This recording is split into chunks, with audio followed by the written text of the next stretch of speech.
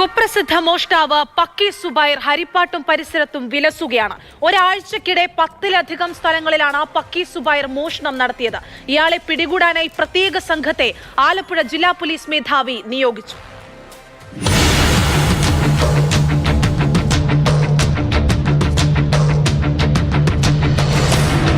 കരുവറ്റായിലും ഹരിപ്പാട്ടും കടകളിലും വീടുകളിലും മോഷണം നടത്തിയത് ഒരേ ആള് തന്നെയാണെന്ന് CCTV ദൃശ്യങ്ങളിൽ നിന്ന് വ്യക്തമായിരുന്നു. കള്ളൻ ഒട്ടേറെ മോഷണക്കേസിൽ പ്രതിയായ പക്കി സുബൈറാണെന്ന് പോലീസ് തിരിച്ചറിഞ്ഞു.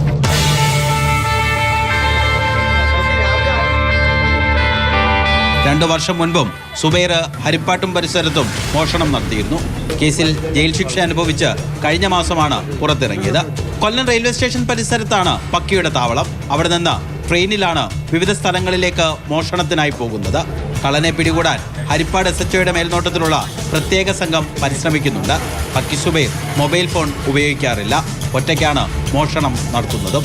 അതുകൊണ്ട് പക്കിയെ പിടികൂടുക അത്ര എളുപ്പമുള്ള ജോലിയല്ല.